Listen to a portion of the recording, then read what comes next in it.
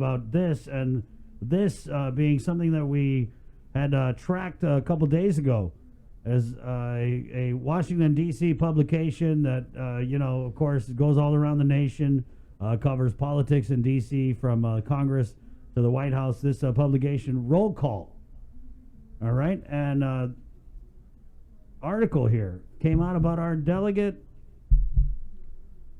Crazy article. Sir, we have the pictures, right? We're going to pop these up. Ex-aide dishes to investigators about Guam delegate's alleged affair with staffer. Democrat Michael Nicholas also accepted improper donations, a former campaign chairman alleges. Now, I think what the big bombshell in this article is they actually name, and hey, I know you guys probably have your opinions on it, but to me, once it's in the national media, it's kind of fair game. So I'm just going to go ahead and read some excerpts from this article here. The former campaign chairman for Guam Democrat delegate Michael F.Q. Nicholas told congressional investigators, subject to prosecution if he lied to them, that the lawmaker accepted $10,000 in unreported cash from a local businessman during his bid for Congress, and that he engaged in a sexual relationship with a subordinate on his staff.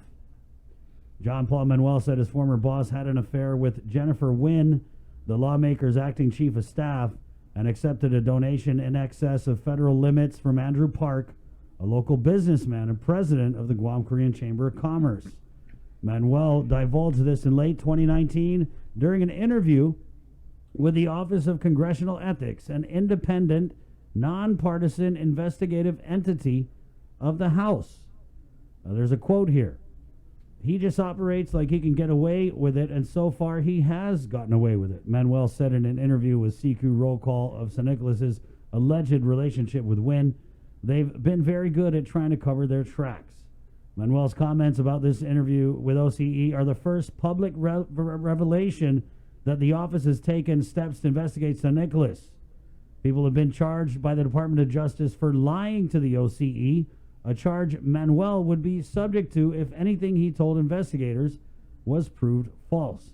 A separate inquiry is ongoing in the House Ethics Committee, which announced it was investigating Delegate St. Nicholas in October. The bipartisan ethics panel has subpoena power and can discipline members. I want to move again here. In a separate interview, a former congressional staffer in St. Nicholas's office recounted observations about the lawmaker and Wynn. Quote, he would put his hand on her shoulder. They would go out for smokes together, the former aide said. It just didn't seem like a very professional relationship. I felt really uncomfortable with the idea of working with someone who was having an affair with a staffer. And we put the article up on the comments if you guys want to check it out. But I want to fast forward a little bit here to a section of the article that talks about naps and missed votes. This is kind of funny. And I heard this about him as a senator, that he liked to take naps on the clock. Since being sworn into Congress, St. Nicholas has missed over half the votes he was eligible to cast. He has cast 156 out of 316 total opportunities to vote. This includes committee votes and amendments on the floor. As a delegate, he's not eligible to vote on final passage of legislation on the House floor. The average voting record among House Democrats is 97%. Only Delegate Amata Coleman Radawagan has missed more votes. The American Samoa Republican has only cast 71 votes out of 316. He would take naps in his office instead of going to votes, a former staffer told CQ Roll Call. When St. Nicholas was expected at a committee hearing and didn't show, they found him taking a nap on his couch. He didn't show up at all, the former aide said. So, yeah, you guys, we put that up there in the comments if you want to check it out. And I wanted to just, because I know that people had made the argument when this first came out. And, again, we haven't really heard anything. I mean, I've reached out to St. Nicholas's former staffers, and they told me that they were forced to sign non-disclosure agreements, which if you look at some of the hanky-panky that's being alleged in this article, no wonder they got to sign non-disclosure agreements. Because, and I had one former staffer tell me that he didn't want to do an interview because he felt threatened that Congressman St. Nicholas would sue him if he went public with any of the information. So on the media side, we've been doing our part trying to bring you this story, but really there was no way to bring it to you until something happened over in Washington, D.C. And clearly with J.P. Manuel's, testimony with these investigators, this media outlet nationally was able to get a hold of him and do the interview, and now here we are. But I want to address the argument that was made when this first came out, and you saw it in the comments. People would be like, oh, who cares? That's his personal life, as long as he's doing the job. But is he really doing the job? If you look at the voting record, it's atrocious. It's terrible. I mean, he had said, and he had addressed his voting record, that he was going to work to improve it. It doesn't look like that has happened. He hasn't been to Guam during the course of this pandemic. And if you follow him on social media, you can see that basically what he's doing is he either A, reshares local media stories about himself, or B, appears to take credit for things that the Congress does that we're not even sure he was involved in. And so I just really wanted to go and address that argument that, it is what it is. I know a lot of people are going to say, hey, if he has a checkmate, he has a checkmate. But then there's also the thing about the campaign donations, which is something that, we try to track it. It's really hard. Congressman St. Nicholas does not respond to us. I'm pretty sure us talking about this article, which is going all over the world. This is not some little college newspaper. This is a major media outlet.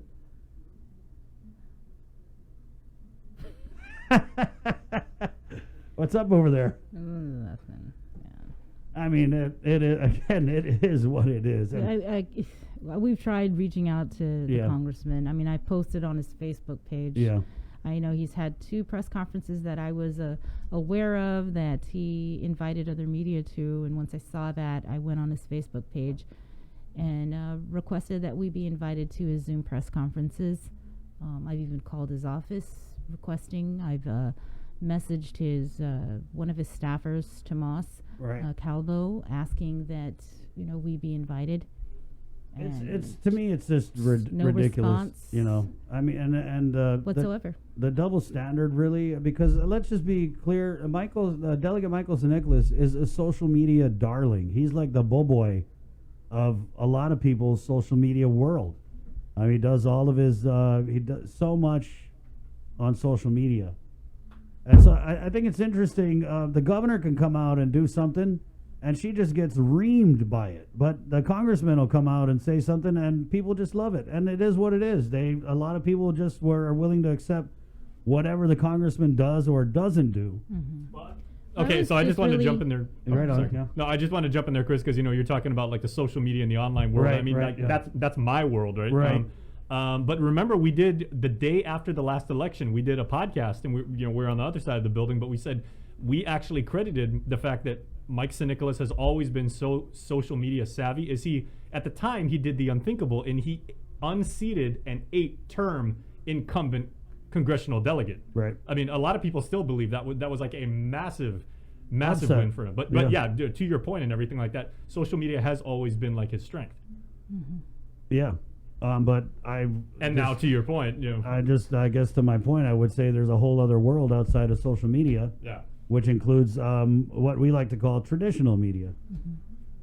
Right, and we've covered this story way back when. Yeah. And I think he issued a response on Facebook blaming it or saying there was like a conspiracy, right, by the local government, the Democrats. And then he said something like the FBI was investigating it, which are they really even investigating it?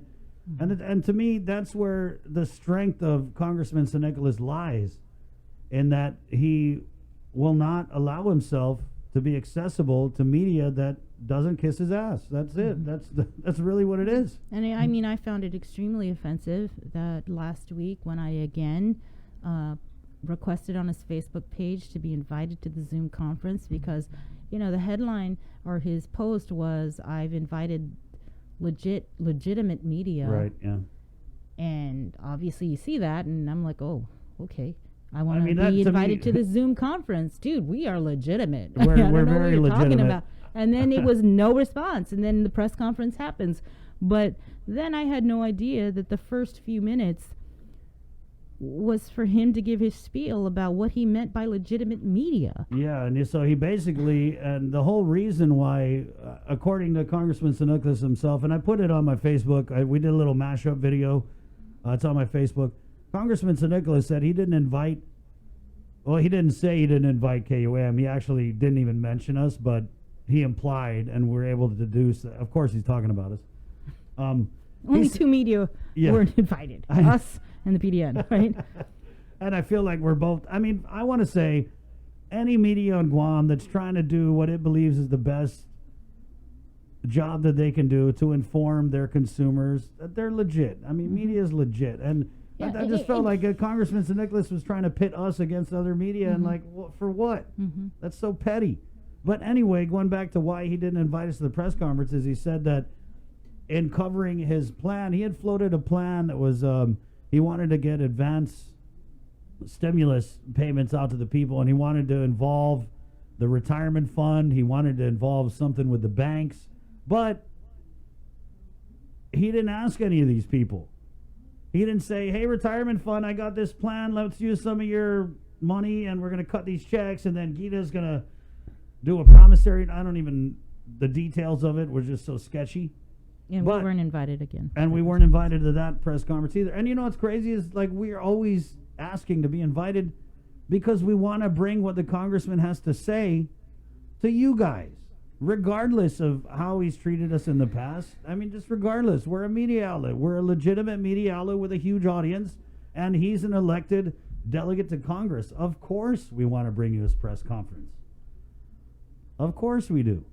So he was so butthurt about the retirement fund. I mean, they didn't just reject his plan. They threw it out, ran it over, backed up, ran it over it again, took out the shovel, beat it on its head. And begged that he didn't touch them. They begged Congressman Nicholas to not touch the retirement fund. And he took such offense to that that was the justification he used to keep us out of his press conference. Which to me, it's like, are you a grown-up congressman or not? You know what I mean? People elected you to an office, and it wasn't just your Facebook fans who elected you. I feel like it's kind of basic that you need to be A, accessible, B, transparent, C, accountable. It's kind of a no-brainer. D, get over yourself. And D, just get over yourself. I mean, really, like, and we have tried everything. I've tried reaching out to third parties. I've tried reaching out to mutual acquaintances.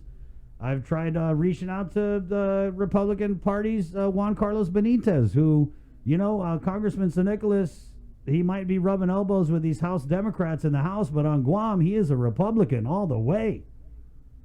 He praises the Republicans. He works with the Republicans. He gets advised by the Republicans. And so we did ask Juan Carlos Benitez, hey, can you go to the congressman and can you just tell him, let's just start over. Whatever it is, let's just start over. We're in the middle of a pandemic. The congressman is over there, I guess working with the federal government, and we want to bring that to the people and let him have the floor, let him talk. Yeah, we're going to ask him some questions. We ask everybody questions. And that's the other thing. Every other elected official on this island is willing to stand in and be asked questions. Every single one. The governor has called this show. Lord knows we've been critical of her and her decisions, but she's still called. The lieutenant governor calls. The senators call. The mayors call. They all engage with KUAM. They all recognize KUAM as a legitimate media. And so we had asked Juan Carlos Benitez, please go to the congressman, tell him that whatever it is, I'll take responsibility. You want me to say sorry? I'll say sorry. Let's just get you on here. We'll give you the platform. Let's speak to the people. The answer that he got was, don't get in the middle. Which is, to me, it's just so petty, it's disgraceful. It really is. Coming from a guy who's supposed to be representing the whole island, it's just, I can't even. I His literally way or can't the even. highway. Okay. There is a comment that kind of like encapsulates everything you kind of said, and like about the role of the media. And San SP comments, They don't want to invite Team KUAM because y'all call them out on everything. But we don't do hatchet jobs here. We don't do character assassination. We don't headhunt. We hold our especially our elected leaders, accountable. We do the same. We ask as much as we can of our friends in the military, the private sector. As much as they're willing to give us. But government, especially, they have to talk to us, and it's about holding them accountable. It's not about trying to make some big, whiz bang, lightning bolt show, or trying to get like some really juicy soundbite that we can then share over like whiz bang. Yeah, for 1 million views or anything like that. It's about trying to get you the information of what you want. So and that is the bottom line. Yeah. That's it. it. About and you are the most tenured journalist out of everybody. So you want to talk legitimate? I'm right here next to Sabrina Salas Matanani, who've been in this journalism field for 30 years. Oh. Or more. How long? I don't want to give away your age. What's the close enough? Close enough. What's okay. I think you. I've been doing it a long time. I think you are going to have to buy lunch today, and I think it's going to have to be a lot more than corn soup. In fact, and that's why I find it extremely insulting when he tries to say that we're not legitimate. Correct. Because it is absolutely insulting. And is. On the same day that we won our Edward R. Regional Murrow Award. Yeah. In fact, I think you were journalisming when Congressman Nicholas was still sucking his thumb. And we may be saying this today, right? And if he wants to talk to us, we'll still talk to him. Totally. We will put you on the air, get the information that the people of Guam need to know. It's as simple as that. It is. You can dislike me. You could hate Chris. I don't care. I really don't. I just think that the people of Guam deserve to know what their congressional... You don't care if somebody hates me, Bree? I thought we were... No, I'm going to go back to, for you no matter what. Okay. But I'm just saying that when it comes to situations like this, and I've even said this to Adelope, we're on the same team when it comes to a crisis like this. Yeah. So, I mean, please. We were the ones who were telling everyone to stay home. So, we know our role, and we know what role we have to play when it comes to getting the information out. That's one thing. Then we also have a role to play that, we've been charged with from the people of Guam to hold people accountable, and that's something that we take it very serious. And, I just want to end on that because we wanted to just discuss this article and discuss the delegates' treatment and to again extend the invitation. Hey, we got into it with Speaker Barnes. She lived to call another day. It's just the way it is. It is what it is. All right, 9:25. We'll take a little break, and we're coming back with Procurement Guru. He has a black belt with 10 red stripes on it for procurement. That's the highest you could go. That is like, when it comes to procurement knowledge, this guy is on top of the mountain. He wrote the book. He teaches the class. He is the man. Okay, so we're going to come back. 9:25, containing COVID. Good morning, Guam. Keeping you informed, KUAM News brings you Banking 671, brought to you by the Bank of Guam, the People's Bank, and Coast 360 Federal Credit Union.